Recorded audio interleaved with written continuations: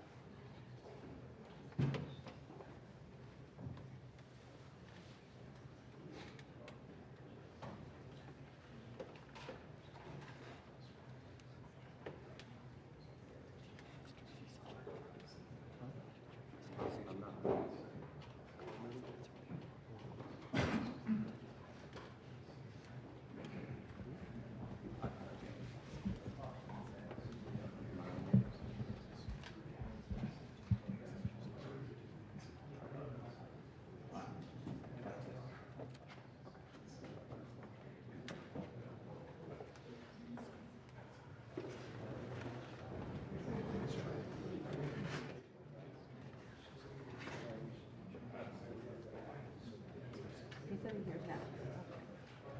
He said he heard now. I have that, so. Oh, you do? Yeah, there's nothing coming out of the remote. Nothing? Yeah, Okay. the remote's completely mute. Okay.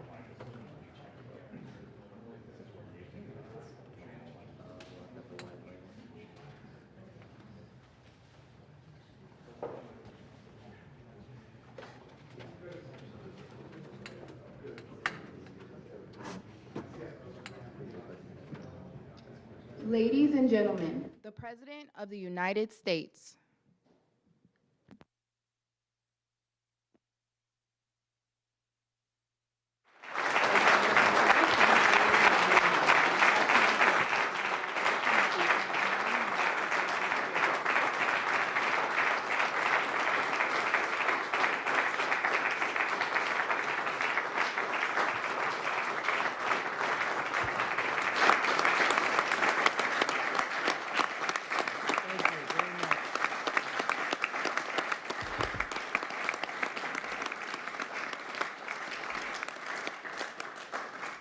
Well, thank you very much, everyone. Great honor to have you. I know you've all been working very hard and very successfully. And it's a wonderful place, the White House. I want to begin, is Johnny here from World Cup? I want to thank you for the selection. And they just had a presentation in the Oval Office, and I thought this was such a beautiful, this is the trophy. This is the big deal. The World Cup is the biggest sporting event, and Johnny Infantino is my friend for a long time, and during my first term, we worked out a deal to get the World Cup, and then because of lots of interesting things that happened, I ended up being president when it showed up. I was always disappointed. I wasn't going to make it. I was going to serve 8 straight. Instead, we did it the hard way, but maybe the more important way. So I will be with you as president, Johnny. So maybe you could just say a few words and show how beautiful the World Cup trophy is. Thank you. Yeah, sure, please. Yeah. The famous key. That's a great key. You want to open it, President, or shall Well, you go ahead. I go ahead? I trust you. So this is the new trophy of a new competition. It's called the FIFA Club World Cup. The 32 best clubs in the world with the absolutely best players in the world. And for the first time in history, this competition takes place in the United States. Opening game on the 14th of June. Right. Obviously in Miami. Final on the 30th of July this year in New York, New Jersey. But it's not that. The trophy is special because it is a key, and because, as you can see, if I manage to do that.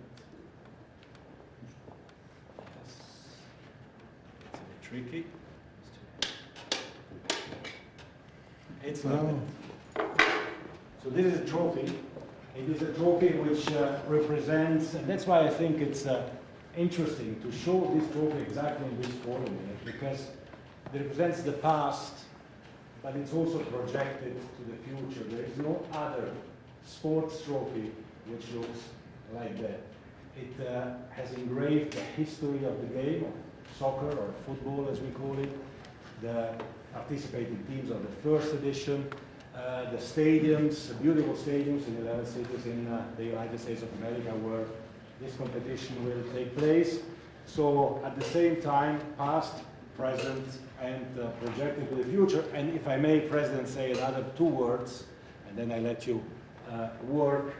I would like to congratulate the President and the administration for not only for the World Cup, the Club World Cup, the World Cup, and the great work done, but also for this initiative that you are speaking about here. If I may add something in this respect, I'm not an expert at all, but FIFA, as you know, is a brand which is globally known, a very strong brand.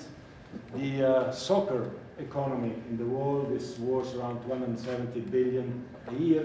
70% of that, Mr. President, is in Europe. So imagine the potential that there is around the world only in soccer if we develop it. And so FIFA is very, very interested under my presidency to develop a FIFA coin, to do it from here, from America, and to conquer the 5 billion soccer fans in the world. So if there is anyone here who is interested to team up with FIFA, here we are, together with the United States of America, and we will conquer the world of soccer with the FIFA coin. Thank you very much. Thank you. That coin, that's that coin may be worth more than FIFA in the end. It could be quite a coin, actually. Huh? Anyway, thank you, Johnny. Great job. I just thought you should see this trophy because it's really, it's the biggest sporting event in the world, and we have it here. And we appreciate being selected. Thank you very much, Johnny. You do a fantastic job. And welcome to the first ever White House Digital Assets Summit. I know that many of you have been fighting for years for this, and it's an honor to be with you at the White House. I want to thank the White House AI and crypto czar David Sachs, Treasury Secretary. This is David right here, in case you don't know. You know David.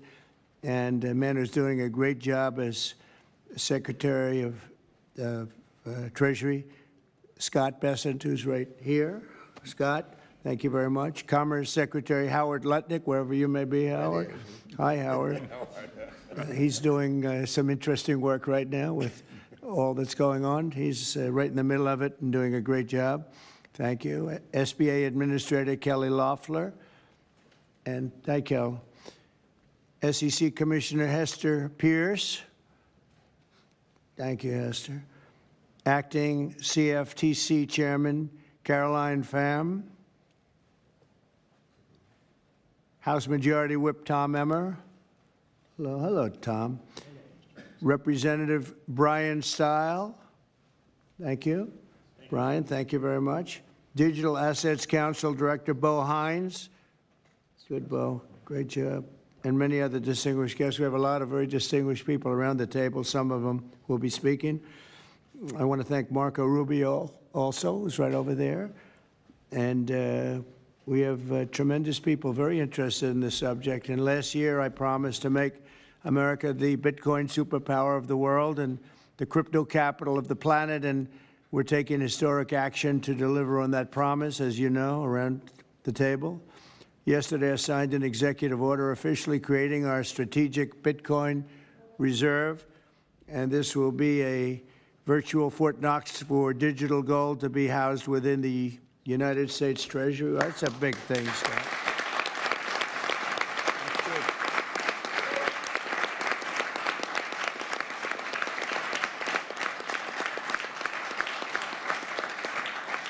The federal government is already among the largest holders of Bitcoin, as you know, really one of the largest holders in the world, with as many as 200,000 Bitcoin obtained via civil law and various other forms of law, and including enforcement actions. These existing holdings will form the foundation of the new reserve. Unfortunately, in recent years, the U.S. government has foolishly sold tens of thousands of additional Bitcoin that were worth billions and billions of dollars had they not sold them, but they did sell them, mostly during the Biden administration. Not a good thing to have done. From this day on, America will follow the rule that every Bitcoin knows very well: never sell your Bitcoin. That's a little phrase that they have. I don't know if that's right or not. Who the hell knows, right?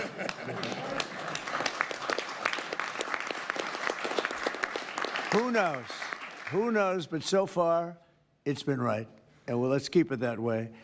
The Treasury and Commerce departments will also explore new pathways to accumulate additional Bitcoin holdings for the reserve, provided it's done at no cost to the taxpayers. We don't want any cost to the taxpayers. In addition, my order directs federal agencies to conduct an inventory of all crypto assets currently held by the U.S. government and determine how they can be transferred easily to the Treasury. Non-Bitcoin digital assets will be held in a new U.S. digital asset stockpile where they will be managed properly.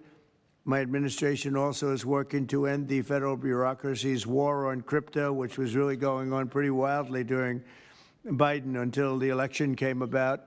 About 5 months before the election, he became a big fan because he heard how many people were in favor of it and how many people love it and respect it. But I guess it didn't work out too well for him. People understood what was going on and paved the way for groundbreaking innovations in institutional finance. Under the Bitcoin administration, regulators strong-armed banks. I mean, they really did. They strong-armed banks into closing the accounts of crypto businesses and entrepreneurs, effectively blocking some money transfers to and from exchanges, and they weaponized government against the entire industry. But I know that feeling also. Maybe better than you do. All of that will soon be over, and we are ending Operation Choke Point 2.0.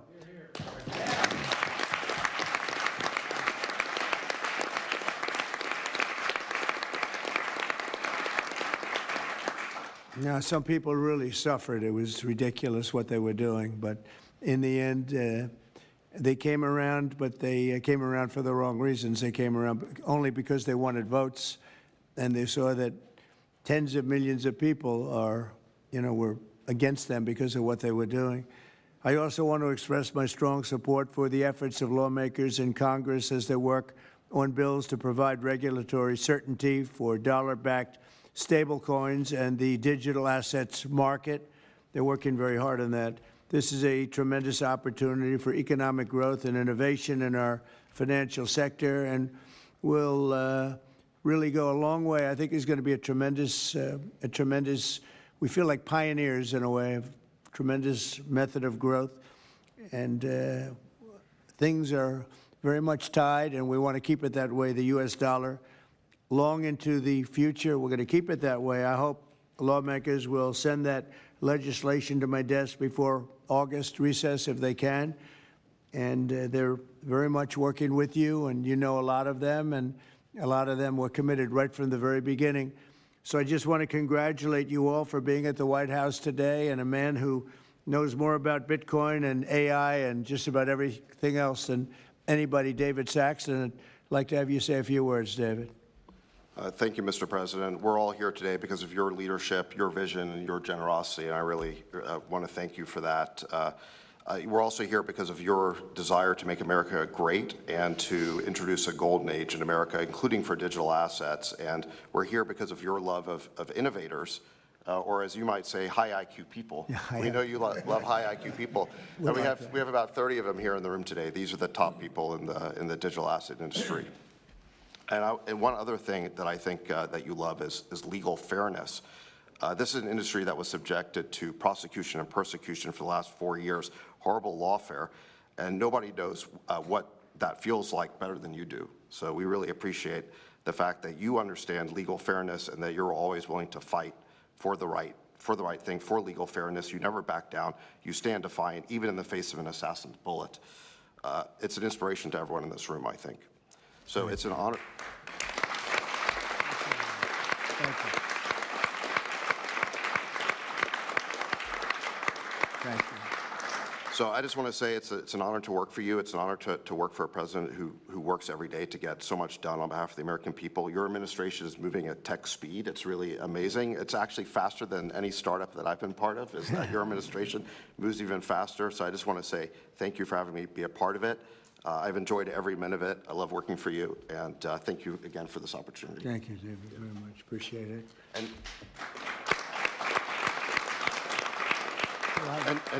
And now I just want to pass the ball to Secretary Besson. Scott? Good. David, so today, when President Trump has signed the executive order to establish the strategic Bitcoin reserve and stockpile, we're going to position the United States as a leader among nations in the digital asset strategy. It's important for the United States to recognize this fact and get ahead of the other nations in the digital age. We applaud the President's direction to use the digital assets already in possession of the nation, and we are going to establish this Bitcoin reserve. We will use this authority to augment the asset side of the United States balance sheet. As I've said many times, President Trump is creating assets for the American people, while most past presidents have created debt. And a large part of this asset program can be in digital assets. We are going to end the regulatory weaponization against digital assets. The Biden administration's actions did nothing other than punish innovators, and that all of you have made it here today is really a testament to your fortitude. Much of Treasury's responsibility in this order relates to the tax code and determinations around risk weightings. And I'm here to assure you that we are going to work with the Controller of the Currency, the IRS, and we're going to rescind and amend all applicable previous guidance. And we are going to put a lot of thought into the stablecoin regime. And as President Trump has directed, we are going to keep the U.S. the dominant reserve currency in the world, and we will use stablecoins to do that. Thank you.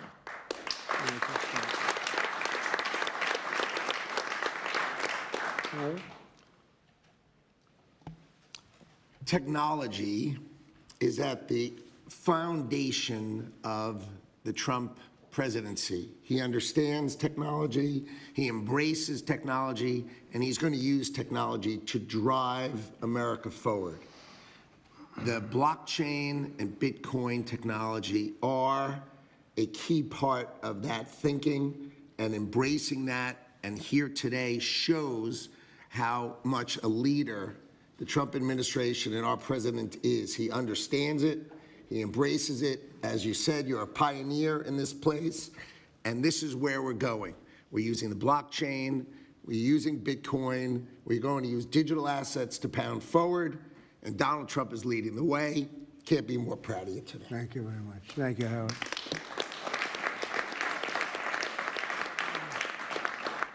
Kelly, go ahead, please. Thank you, Mr. President. This is truly a historic day, and as a crypto founder, I couldn't be more proud to be part of your administration. You're moving at the speed of tech for sure, and I will just say it's a great day to have the war on not just crypto, but the war on innovation done.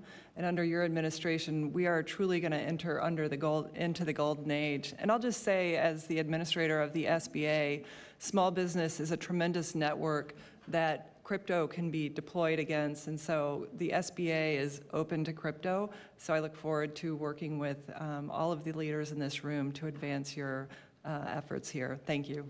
Thank you, Kelly. Thank you very much. Tom, please. Well, Mr. President, I want to say thank you. I want to thank you for the amazing team that you put together. I want to thank you for David. I mean, this kind of a meeting, no one in this room could have envisioned this just a couple years ago. You are the one that has the vision. You're the one that said, we are going to do 21st century finance right here in the United States of America. I've been doing this for 9 years. It is amazing how far we've come, and that's a credit to you, Mr. President, and your leadership, and God bless you for doing this, because it's going to make a huge difference with everything else you're doing. And by the way, Americans love it. They're going crazy. Thank you, sir. Thank you, Tom. Thank you very much. Thank you. Thank you very much. Everybody else? Go ahead, please. Does anyone want to say a couple of words? Cameron or Tyler, do you want to? You're very shy in front Actually, of the camera. Cameron, I think you said something earlier that I thought was really profound. You said that a year ago, you thought it would be more likely that you'd end up in jail than at the White House. You, not to put you on the spot, because you didn't do anything wrong, but that was the environment a year ago. But do you guys want to say something, either one of you? Sure, that was actually Tyler who said that, but it's Sorry, I still get mixed up. But yeah, we never thought that we'd get attacked the way we did in our backyard after trying to do the right thing for so many years and always trying to raise the bar with respect to regulations. So it's truly wonderful to see how things have changed and how the pendulum has swung back in the way that it has. And we've always felt that the U.S. should lead in Bitcoin and crypto, and it's ours to sort of lead and win. And it's just wonderful what President Trump has been doing with this, and we look forward to working together. And thanks for inviting us, David, and setting this up. Thank you. Thank you both. Please. I was just going to say, thank you, Mr. President. Cameron takes credit for a lot of my things I say, so it's not the first time. But the U.S. won the internet, and the U.S. should win crypto. So thank you for your leadership on this. Thank you both very much. High IQ individuals around this table. That's what I always say. We need high IQ. So thank you very much. Would anybody like to say anything? Please. Okay, we'll come. I just want to express my deep gratitude for the seriousness with which you're approaching our industry and how you're actually helping guide it in the right direction. I've worked with many central banks in other countries, and when I was working there, I was wondering why I, as an American citizen, can't help the United States financial system reach this higher level that the world is on course towards generally. Right. And so I'm very grateful that finally there's been a new level of kind of common sense and adoption of these ideas. Me and the other people in this room do believe that the crypto, blockchain, Web3 infrastructure is the next iteration of the financial system. And I think that the U.S. should have its leadership position continue in that new financial system.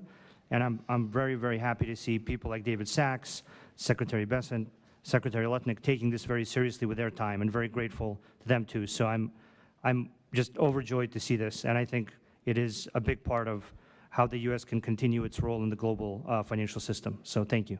Thank you very much.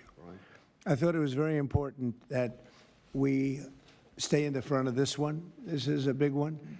And as you know, China is pushing forward and very strongly as usual. But we're way in the lead, as we are in AI and other things, and we want to stay there. So I thought this was very important, and we have some brilliant people sitting around this table. And it's an honor to have you involved, but we want to stay at the forefront of everything. And this is a very important day in your lives. I know you worked, some of you, very long before people really understood what was happening. And so I congratulate you, but this is a big day. Being in the White House is a big deal, and you have great support. Thank you all very much. Thank you very much. Thank you, please. Thank you very much. Thank you, media. Thank you. Please.